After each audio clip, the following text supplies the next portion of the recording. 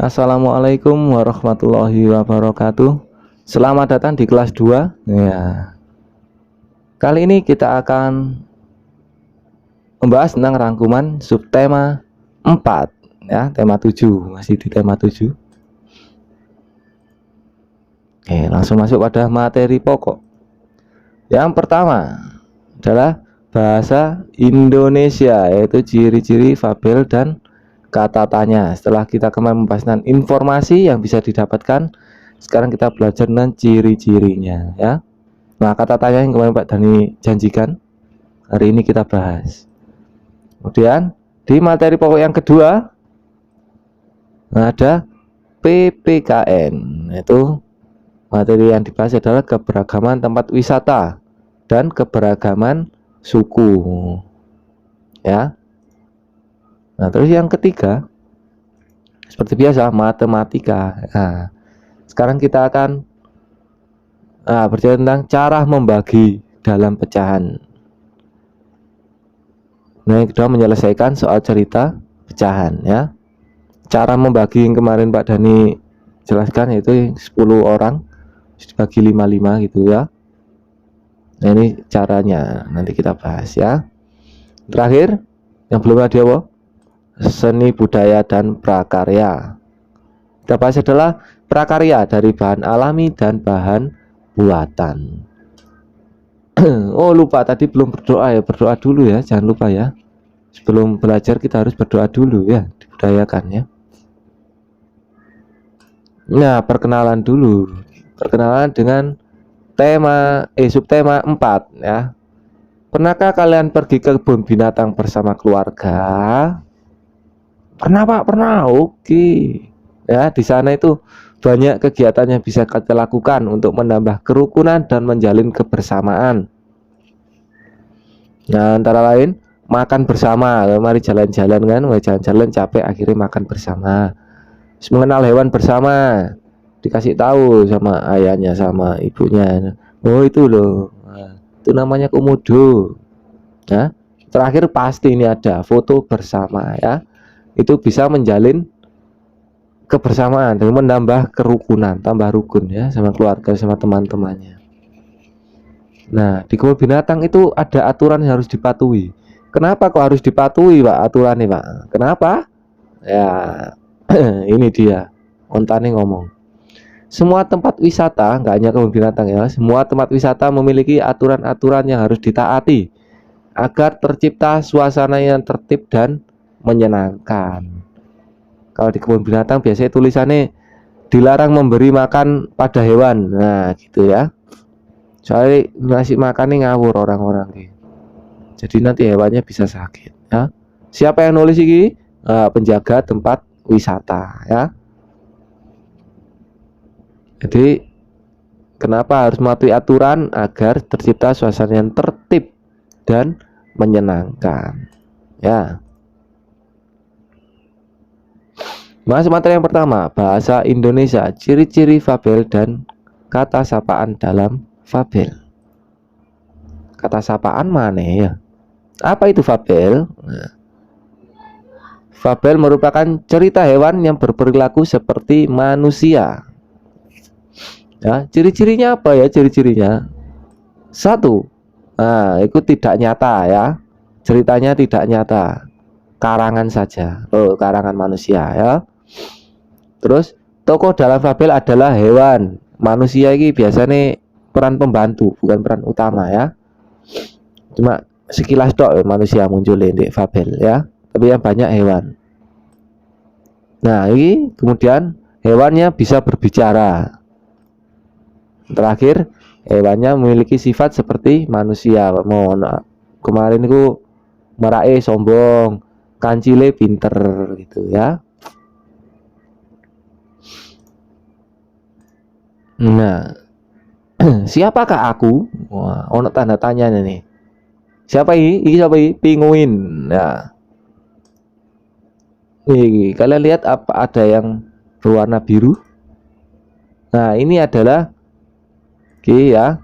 Ini disebut dengan tanda tanya. Apa itu tanda tanya? Nah, ini untuk apa?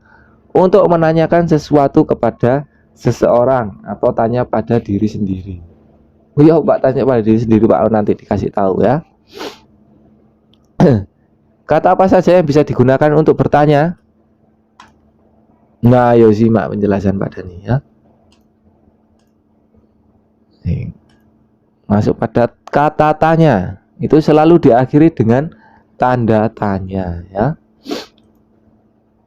Yang pertama adalah apa ya, lihat ada kata apa itu pasti tanda tanya. Untuk menanyakan sesuatu terhadap suatu benda. Contoh ya, contoh. Apa yang kalian pelajari? Terus itu apa? Apa itu? Nah, ono apa ya? Mesti apa itu terhadap suatu benda. Benda itu enggak harus barang. Bisa ini dipelajari apa? Dipelajari materi ya, materi salah satu nih gitu. Kemudian yang kedua, kata apa lagi? Siapa? Siapa itu untuk menanyakan apa?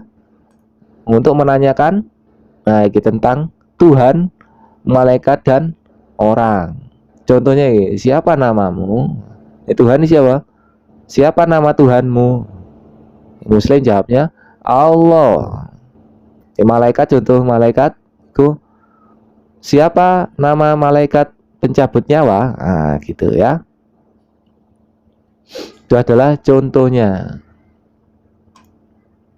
Yang ketiga adalah kata di mana.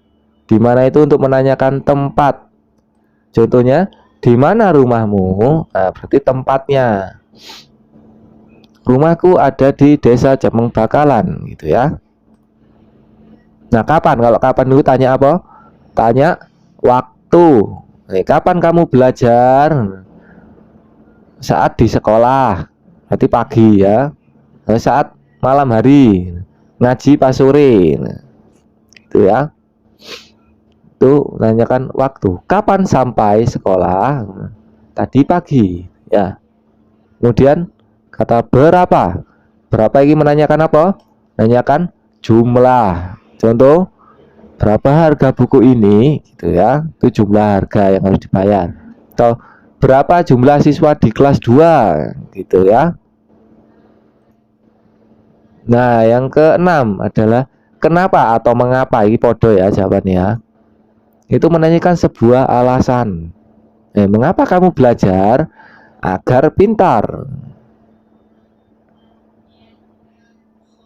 Ya. Atau mengapa kamu belajar? Karena kalau tidak belajar aku dimarahi Pak Dani. Ya. Itu contohnya. Yang terakhir adalah bagaimana. Bagaimana itu menanyakan keadaan. Waduh, belum diganti sama Pak Dani. Ini contohnya gini ya. Bagaimana kamu berangkat ke sekolah gitu ya. Aku berangkat ke sekolah naik sepeda, itu keadaannya. Ada yang aku belajar jalan kaki gitu ya.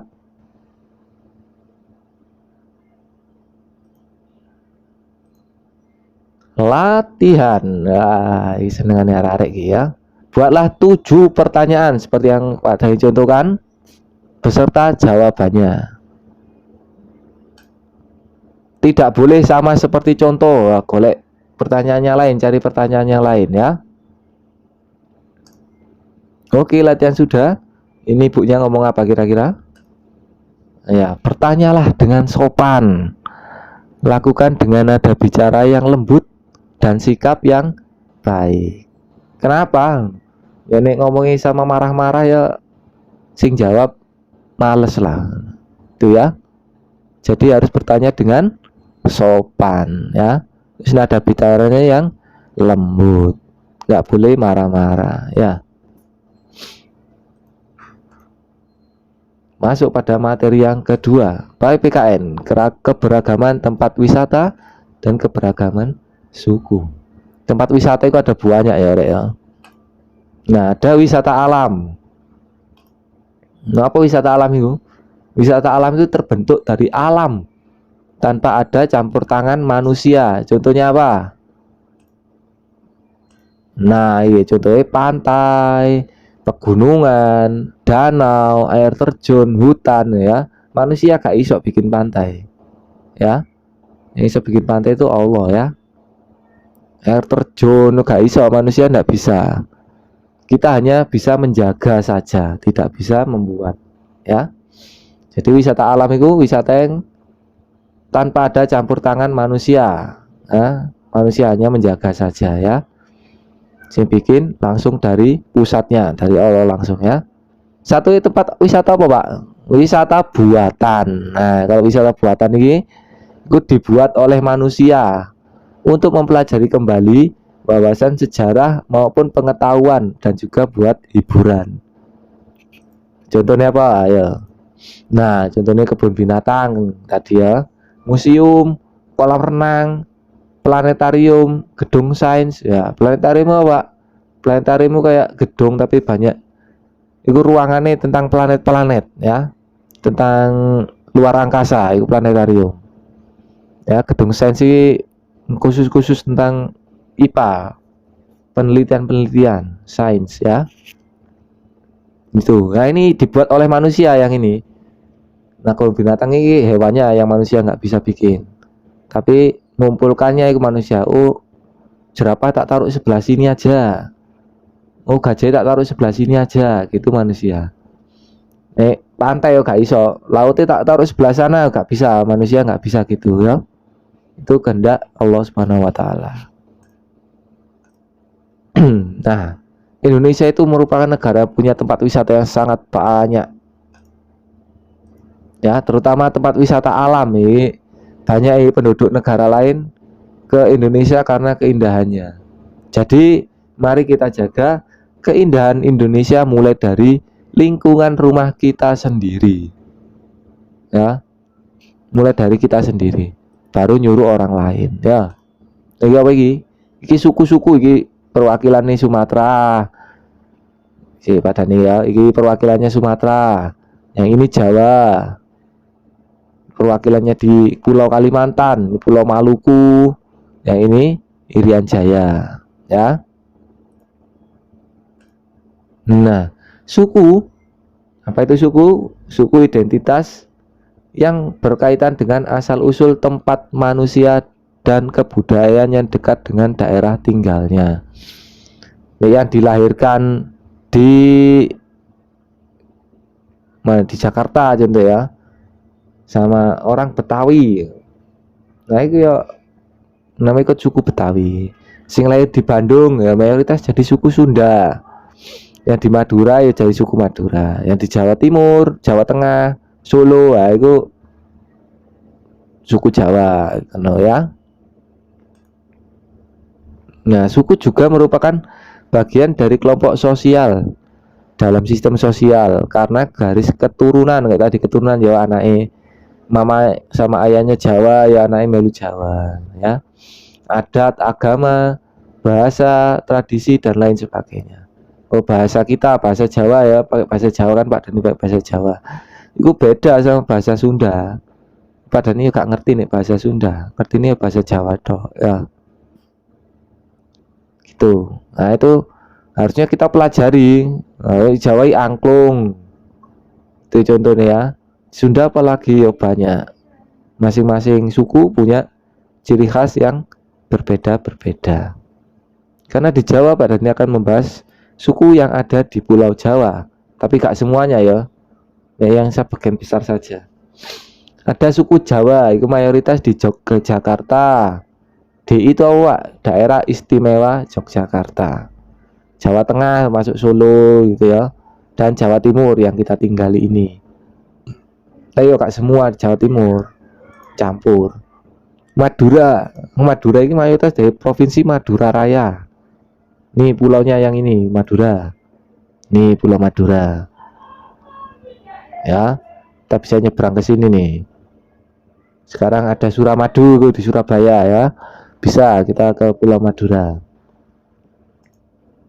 Tapi ya nggak jadi Madura tok, nggak di sini tok, di Lamongan, di Sidoarjo ya pasti ada. Tapi mayoritas berada di sana ya. Gas Sunda, apa yang dijelaskan dari Jawa Barat, Banten, Jakarta, wilayah Barat, Jawa Tengah. Perbatasan Jawa Tengah ke Jawa Barat ini ada yang ke Sunda. Terakhir Betawi. Betawi itu mayoritas berasal dari Jakarta. Ini dulunya Betawi ini dari masyarakat campuran, dari Tionghoa, terus dari Arab, terus dari asli Indonesia, terus dari campur pokoknya. Tapi yang kumpul di Batavia, dulu Jakarta itu namanya Batavia, sehingga disebut suku Betawi gitu ya. Budayanya di sana jadi satu, jadi satu kesatuan. Nah, ada pun suku-suku yang lainnya bisa kalian pelajari bersama orang tua kalian, kayak suku Tengger itu. Ada suku Tengger juga di Jawa itu. Ya. Siapa yang pelajari bersama orang tua kalian di rumah. Nah, dengan banyaknya suku yang ada di Indonesia, maka perpecahan sangat mungkin terjadi. Ya, soalnya beda suku ya beda adat, beda cara ya. Oleh karena itu, kita harus menghargai dan menghormati segala perbedaan yang ada, sebagaimana terangkum pada kalimat Bhinneka Tunggal Ika, yang artinya berbeda-beda tapi tetap satu jua. Apa itu? Satu, itu tetap Indonesia, gitu ya. Materi yang ketiga, matematika. Itu cara membagi pecahan dan menyelesaikan soal cerita. Ini Pak Dani punya gambar bagian. Ada berapa hewan nih? Ada berapa? 1, 2, 3, 4, 5, 6. Ada 6. Ada 6 hewan. Nah, berapa setengah dari semua hewan di samping? Yang belum ngerti, dengarkan penjelasan Pak Dani ya. Oke, kita turunkan satu-satu dulu. Kita bagi jadi 2 baris. 2 baris ke bawah ya. Soalnya ditanyakan 1/2. Jadi 2 ke bawah. 1 dulu, monyet dulu. Nah, terus gajah. Gajahnya Pak Dani taruh di bawah ya. Karena sudah 2, kita taruh di atas lagi. Nah, pandai ditaruh di atas. Terus 1 lagi taruh di bawah, zebra. Pak Dani taruh zebra lagi di bawah. Ya, ini sudah 2. Yang atas lagi berarti. Atas bisa kasih onta. Ya. Sudah, bawah kita kasih kijang. Sudah berapa? Sudah semua ya, 6 ya. 6. Nah, berapa setengahnya? Setengah berarti yang diambil yang ini tok. Coret Pak Dani ya. Ini saja yang diambil. Nah, ini disebut setengah. Ini 3/3 ya. Adil ya, 3/3. Ya. Jadi berapa? Nah, maka setengah dari 6 hewan di samping adalah 3 hewan. Ya. Nah, 3 hewan nih. Ya. Gitu ya. Paham ya? Paham. Oke, sekarang kita berlatih lagi. Ada berapa 1/3 dari 6 hewan? Nah, itu nomor 1. Nomor 2, berapa 1/4 dari 8 hewan? Nah, caranya gitu ya. Lek 3 berarti disusun ke bawah 3. Ini 4 disusun ke bawah 4. Nomor 1 dulu Pak dari contoh no. Ya, jadi 3 baris. Ya, 6 ya, 6 ya. Tadi kan 1,5, sekarang 1/3. Kita turun ke bawah dulu 3. 1, 2, 3. Sudah ya? Sudah turun ke bawah 3. Nah, sekarang 3 lagi. 4, 5, 6. Ya, pas ya berarti ya. Sing masuk tadi berapa? Intinya kan 1/3. Sudah 3. Berarti berapa? Sing atas tok yang diambil. Tok ya. Ini saja. Ada berapa berarti? Ada 2 ya. Berarti jadi 1/3 dari nama hewan adalah ada 2 hewan. Oke, yang nomor 2. Nah, silakan dicoba sendiri. Nah, sekarang soal cerita tentang pecahan. Ya, Rachel mendapatkan 12 permen dari ibunya. Kemudian di sekolah, 12 permen itu dibagi kepada 3 temannya, sehingga masing-masing mendapat 1/4 bagian dari keseluruhan permen Rachel. Temennya 3, Rachel 1, berarti 4 ya. Jadi ini 1/4 bagian. Berapa permen yang dimiliki Rachel sekarang? Nah, kita tulis dulu 12 permen. Kemudian kita bagi 4 baris seperti tadi. 1, 2, 3, 4. Lagi 5, 6, 7, 8. Lagi 9, 10, 11, dan 12. Nah, berarti ada berapa? Nah, jadi permen terakhir sekarang adalah 3 permen ya. Sing atas tok sing diambil. Nah, Rahel 3, temennya 3, yang satu lagi 3, temennya satu lagi 3 ya. Jadi masing-masing dapat 3, seperempat, seperempat, seperempat, seperempat gitu ya. Nah, ini buat latihan, silakan dicatat. Nomor 1, ku ayah beli 3 buku untuk 3 anaknya ya. Ini juga silakan dicatat dan dikerjakan, gak dicatat tok ya. Terakhir, seni budaya dan prakarya. Kita mulai dari bahan alami dulu. Bahan alam itu apa? Ya, dari bahan alam, yaitu bahan dasar yang terbuat dari alam. Ya, contohnya apa saja? Ini sudah kita bikin kemarin ya. Yang pertama kali kita masuk waktu masih online kayak masih daring ya. Nah, kita ada membuat dari biji-bijian ya, gambar dari biji-bijian. Ini gambar sopo iki kemarin ada kupu.